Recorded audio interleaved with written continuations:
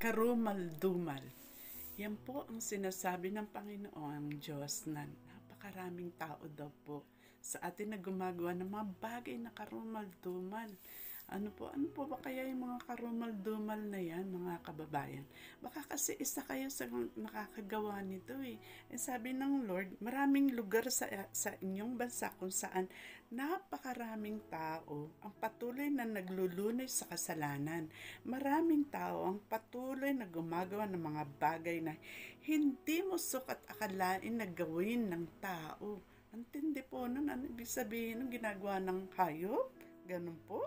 No? Sabi ko, bakit po? Sobra po bang horrible ang ginagawa nila? Oo, anak, sabi niya, maraming taong patuloy sa paggawa ng mga karumal-dumal na kasalanang magdadala sa kanila sa kaparusahang walang hanggan.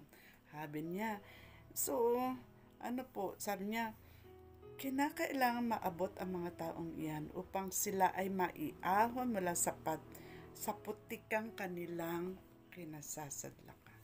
So, kailangan po makabangon. Makaahon. Yan po yung sinasabi ng Lord. At baka po kasi kayo isa doon, no? Well, tingnan natin po yung sinasabi sa Bible. Ano po ba yung mga karumal-dumal na mga kasalanan? Ito po, pagka nagbasa po kayo ng Bible, makikita niyo po na talaga ang ating Diyos ay banal. At ayaw niya yung mga nangyayari sa kanyang harapan. Ilan lamang po ito. Dito pinag-aralan namin to sa Leviticus, no po. So, yung ilan po dito, siguro tuwing gabi, i-discuss natin yung ilan. Yung isa po, sabi niya gano'n, alam niyo ba na ang sabi niya, consecrate yourselves and be holy. Yan sa Leviticus 20 verse 7 and onwards. Sabi niya, consecrate yourselves and be holy because I am the Lord your God. Sabi niya, keep my decrees and follow them. I am the Lord who makes you holy. Yan, ang Panginoon siya yung banal no? Sabi niya, if anyone curses his father or mother, he must be put to death. He has cursed his father or his mother, and his blood will be on his own head. Sabihin, pagka minura mo, no? Yung mga magulang, father, mother, no? You should be put to death. Ganun katindi yung God. Di ba? To, sabi pa niya. So, kung kayo po nakapag-curse sa yung magulang, nakupagsisihan niyo na po iyan. No po? Tapos, ito po, pangalawa, sabi niya, if a man commits adultery with another man's wife, sabi niya ganun, with the wife of his neighbor, sabi niya, both the adulterer and the adulteress must be put to death. Yung mga nangangalo niya, no? Both yung man and woman, no? Ay dapat na mamatay. Yan. Sabihin, dito po sa atin, di ba, sinasabi ng karumal-dumal mga ginagawa diyan sa inyong bayan sa Pilipinas. So, marami po kasi talaga yung yung nangangalo niya. Di ba? Kaya kung nagawa niyo po yan, pagsisuyan na yan.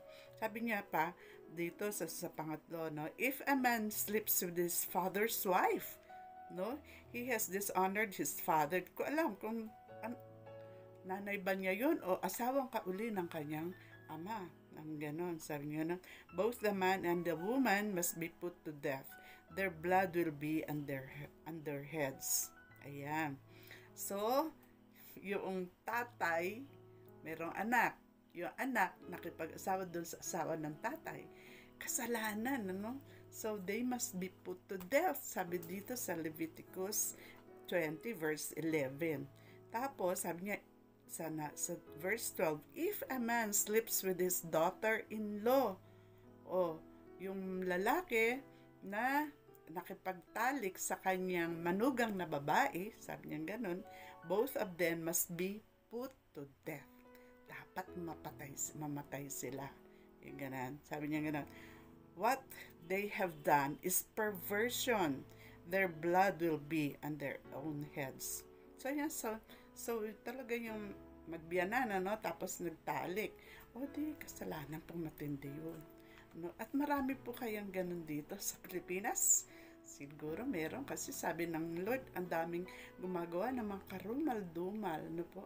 So, yan muna yung i-discuss natin. Siguro sa, ano, sa susunod na vlog ng Lola, yan naman, yung iba naman, ay aanahin natin. Babasahin natin yung sinasabi sa Bible. Ano po? So, paano po kung nagawa mo yan? Ikaw ay nakapagmura, nilapastangan mo yung magulang mo, nanay mo, tatay mo, anong mangyayari sa'yo? Dito sa Old Testament, dapat ikaw ay mamatay. No? O kaya kung ikaw naman ay nangalo niya ka, ano? May asawa ka, pumator ka sa iba, nakipagtali ka sa iba. Yan po ay karumal-dumal din. Parehong dapat patayin. Tapos, if a man sleeps with his father's wife, yun nga, no? Nakipagtalik din naman. Ayan, mapatay din. Meron death penalty sa Bible, mga kapatid, no po. Yun, yung manugang sa biyanan, no? Nagtalik. O di, ayan po, yan po ay kasalanan na malaki. So, yan ay karumal-dumal sa harapan ng Diyos. At sabi ng Lord, marami yung ganyan na naglulunoy sa putikan. Ako, naglulunoy sa putikan. So, kung nagagawa mo yan, ako, mga kaibigan, mga kababayan, yan po ay dapat pagsisihan. Kasi yan po ay magdadala sa walang hanggang kaparusahan. Ano po? Pero, ito po na may maganda, sinasabi ng Lord, ito sabi niya, kinakailangan maabot ang mga taong ito. Ganun pa rin katindi yung pagmamahal ng Diyos. Gusto pa rin maabot ito mga taong gumawa ng mga kasalanan. Kung ako din siguro, kasama ako dyan. Marami rin akong kasalanan. Ano po? Pero purihin ang Lord kasi po, meron po siyang biyaya. Ano yung biyaya niya? Yung pong dapat, tayo po ay maparusahan, pero hindi tayo pinarusahan. Kasi yung parusa, tinanggap na ni Jesus Christ dun sa cross. He died on the cross to pay the penalty for our sins, which is death. Yun po. So, kahit ikaw ay nakapagmura sa magulang mo, nalapastangan mo yung magulang mo, pinagsisihan mo naman at tinanggap mo yung kapatawarang binibigay ng ating Panginoong Jesus na namatay doon sa Kalbaryo. Ay, sabi niya, sa Isaiah 1:18, sabi niya ganon, "Come, let us reason together. If your sins be as scarlet, then they shall be as white as snow." So, yun po yung biyaya ng Diyos. Yung meron na po nagbayad sa ating mga kasalanan. Ikaw, nakipagtalik ka sa hindi mo asawa. Nakipagtalik yung biyanan sa manugang. Kasalanan po yun. Pero kung yan po ay pagsisisihan at dahil si Jesus Christ na namatay para sa'yo, meron ka pa rin kapatawaran. At yan po yung biyaya ng Diyos. No po? Na tayo dapat mamatay, pero somebody died for us, si Jesus Christ yun. Kaya kailangan lamang natanggapin mo si Jesus bilang Lord and Savior of your life. Ayan po. So, yun po. Anong gagawin mo? Humingi ka ng tawad sa Diyos. Sabihin mo, Lord, patawarin niyo po ako. Nakipagtalik po ako kung ganito, kay ganyan. Kaya, patawarin niyo po ako. Salamat dahil si Jesus ang namatay para sa akin. Ngayon po, tinatanggap ko si Jesus bilang aking sariling Panginoon at tagapagligtas. Siya na po maghari sa aking buhay magmula ngayon. Ayun, sabihin natin yun sa Lord.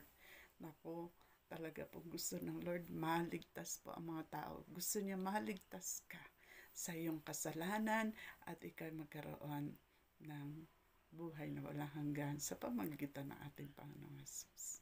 Ayun po. So, ito po ngayon si Lola Madam, no? Sa susunod nating vlog, titingnan natin yung ibang pang mga kasalanan dapat pagsisihan. Ano po? So, ito po ang inyong Lola, nagsasabi sa inyo na kapag ang Diyos ang ating gabay, kaysa ng buhay. God bless everyone. Bye.